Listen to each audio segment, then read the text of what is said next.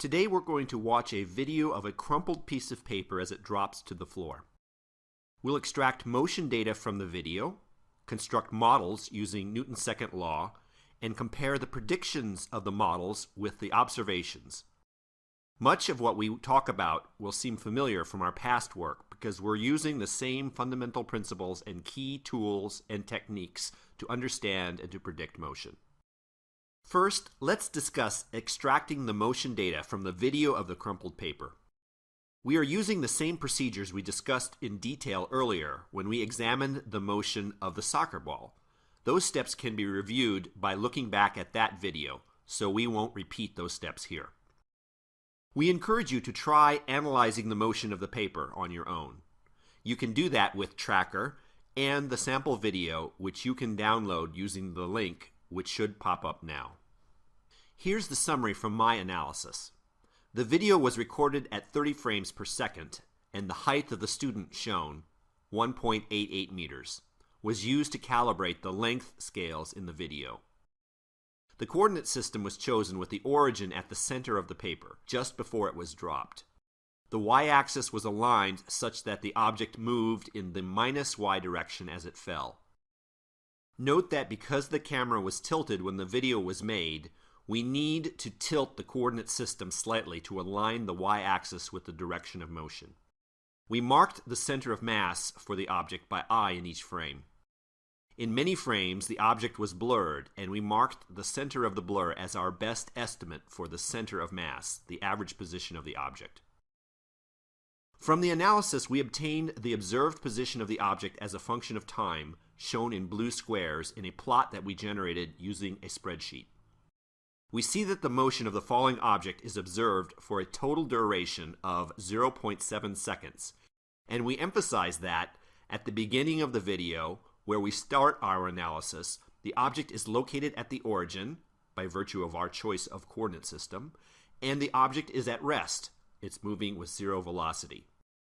As we know, we will need to use this information to set our initial conditions for our model. We now turn to applying Newton's second law to construct computer models to help understand and predict the observed motion.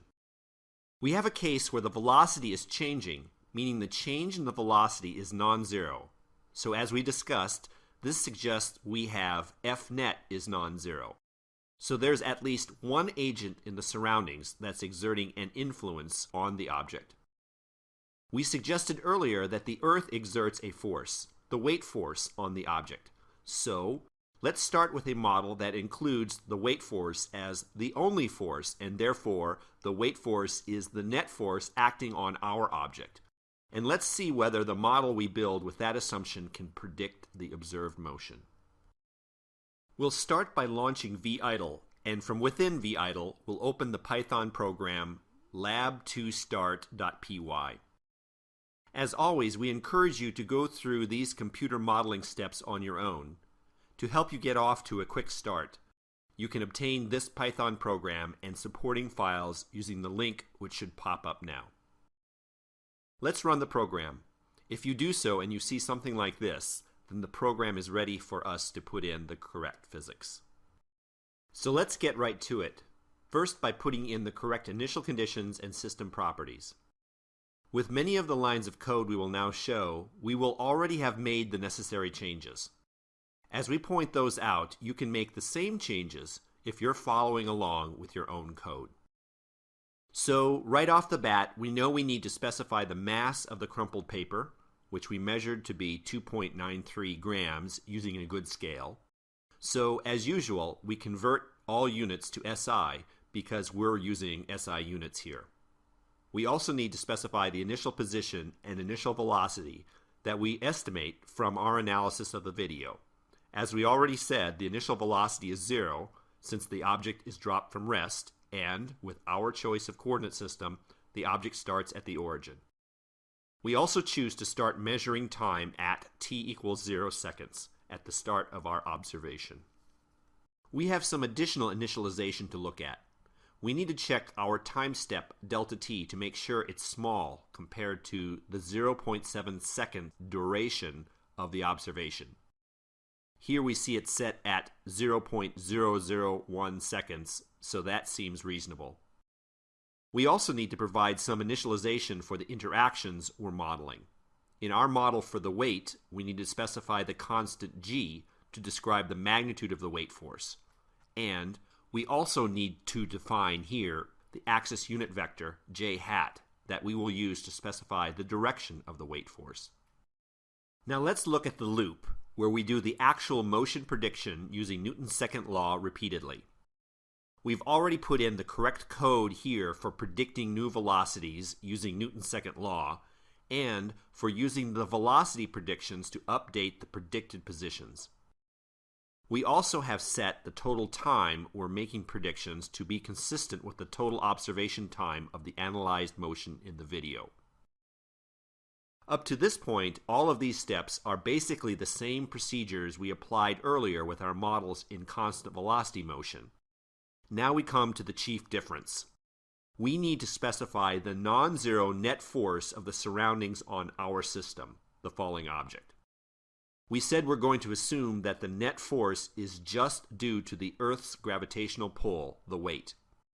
We need to translate the algebraic expression for the weight force into computer code here. What would that weight force look like in code here? Here's one way to write this, where we made sure that we write the vector weight force as a vector, and we remember to use the correct syntax. For example, we defined the variable ball.m and set that equal to the mass of the crumpled paper. So we need to be consistent and use that same variable for the paper's mass when we write the code for the weight force. Notice here too, the weight force is the only force that contributes to the net force. That's all the physics, so we're ready to run our model. Here's what it looks like. The visualization seems roughly correct, and the plot of the position versus time also looks reasonable. Let's compare the model predictions more carefully by plotting them on the same graph as the observations. The model output will show up in the file pythontest.csv in the same directory where you have your computer program. As we discussed earlier, you can use your favorite spreadsheet program to construct the plot, and you should get something that looks like this, where we show the predicted position versus time by the black line. We see that for time t small, the predictions do a reasonable job, but for t larger, our model predicts the object to fall farther than what we observe. This suggests that the object's motion is affected by an additional interaction with the surroundings. Earlier, we discussed the possibility that the air could exert a force, an air resistance, or as we'll call it, a drag force. So let's see what happens when we put that into our model as well. Notice that in this discussion, we are in evaluation mode. We've examined how our model and our observations compare, and from that examination, we've reconsidered our original model assumptions and decided to try to improve our model by adding one more interaction, the drag force on the system. To do this, we don't need to start from scratch with our model. Everything we put in earlier, the initial conditions, Newton's second law, the interaction of the Earth with the object expressed as the weight force, all that is still part of our improved model. We need to make only one major change, add in the drag force. Here's one reasonable way, expressed in algebraic form, that we discussed earlier to model the drag force. We need to convert this to computer code and insert that in here. See if you can do that correctly now. Here's one way to write correctly the line of code for the drag force. And notice that we have also included the drag force in the computation for Fnet, which is, as always, the sum of all the significant interactions with the surroundings. There is one loose end here, however. We haven't said what the constant b, the proportionality constant, is. We said earlier that b might depend on the details of the airflow around the object, which, in turn, could depend on the properties of the object. For example, the object's shape and size. Instead of going into the details on this, we will take an empirical approach and use our observations to help us find a good value for b. The observation we'll focus on for this is the final observed position. This print statement, which is the first line after the loop in our code, prints out the predicted final position in the output window. So in our code, we will try different values of b each time running the code and then looking at the output window until we see the predicted final position is close to the observed final position. From this procedure, we obtain this value of b, which has the units of Newton seconds per meter. Roughly speaking, we're performing a fit to our drag force model using some knowledge of our observed data. There are other reasonable ways to do this. Here, we just made one choice of a reasonable way. We're ready now to compare the predictions of this revised model with our observations. But first, we're going to take a little detour and discuss how to add one more feature to our code to help us visualize what the model is predicting. In the real world, we are typically unable to see forces, but in our computer model, we can use arrows in the display window to represent the vector forces.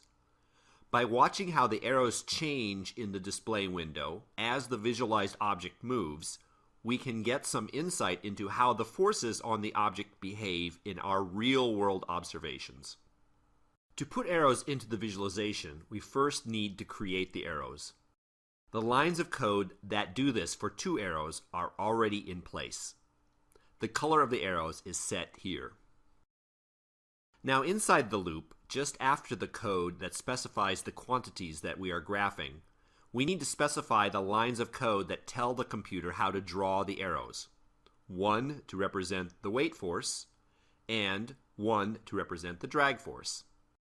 As always, when drawing arrows to represent vectors, we have to make some decisions. First, we need to decide where to start drawing the arrows, that is, where to place the tails of the arrows. This is set by the attributes arrow1.pause and arrow2.pause.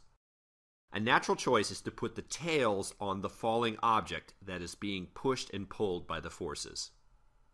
Next, we need to decide how long and in what direction to draw the arrows. That's specified by the attributes arrow1.axis and arrow2.axis.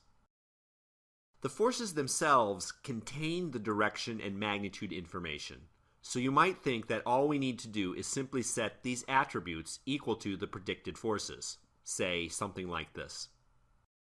That's not quite right.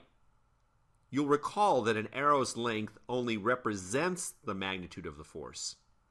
This is because the arrow's length is really a length, but the magnitude of the corresponding force has different units and dimensions.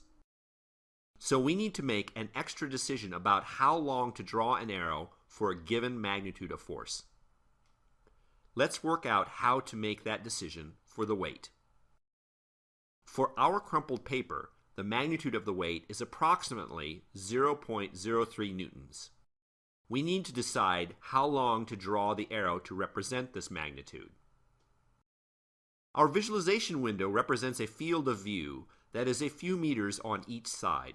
So, in order that we can easily view the arrow representing the weight, let's choose to draw an arrow that's 2 meters long to represent the weight. To do this, we will set the length of the arrow to be equal to the magnitude of the weight force multiplied by an appropriate scale factor we'll call arrow scale. In this case, the value of arrow scale we will choose to be 2 meters per 0.03 newtons, or approximately 70 meters per newton. Now that means we can set the attribute arrow1.axis, which tells us how to draw the arrow to represent the weight force, to the weight vector times this scale factor, and that will give us an arrow that both has the length we designed and points in the direction of the weight.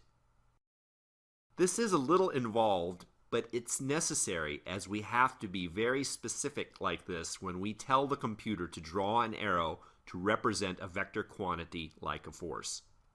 We'll use the same arrow scale to draw the arrow to represent the drag force. And so here's how we specify the length and direction of arrow 2, which represents the drag. Now let's run our revised computer model. Here's what we see. First, as we watch the object fall in the display window, we see the yellow arrow representing the weight force is down in the -y direction and not changing in direction and magnitude. That seems sensible. The blue arrow representing the drag force is not visible at first, but then the arrow appears, pointed opposite to the direction of motion, upward in the +y direction, and getting longer as time advances. This makes sense too. The magnitude of the drag force in our model depends on the object's speed. At first, the object is moving slowly, so the drag force has negligible magnitude for early times. But as the object continues to speed up, the magnitude of the drag force becomes more significant. The graph shows the predicted position versus time, which looks roughly right. To really compare this, we need to plot this in our spreadsheet, like this. So we can compare the prediction of our model with drag and weight to our observations. Let's emphasize here at the very beginning of this graph, the model doesn't really predict. We used this part of the observations to set the initial conditions for our model. Also, now at the end of the graph, we don't have a prediction either. We fit the constant b in our drag force by demanding that our model produce the same final predicted position as the final observed position. Now in between, we do have model predictions of the motion, which on the whole seem okay, but they're still not perfect. In particular, the model seems to underpredict the motion during the in-between times. Why is that? Let's do another round of evaluation. Let's first look back at our observations captured on video. If we look at the video, we see that there is some distortion. Notice the doors, which we know are rectangular, don't look rectangular. This is an example of perspective distortion, which indicates the camera was viewing the motion at an angle. It might be a good idea to repeat this experiment, keeping in mind what we said earlier, that it's always best to try to view the object's motion straight on, meaning the viewing direction should, to the extent possible, be perpendicular to the plane in which the object moves. On the modeling side, there's something to wonder about too. Maybe we could still do better with improving our model. For example, one common alternative for modeling drag is to use a model where the magnitude of the drag is proportional to the square of the speed. Would that produce better results? You'll have a chance to explore this issue for yourself as part of the second lab on falling objects that you will perform on your own in your own surroundings.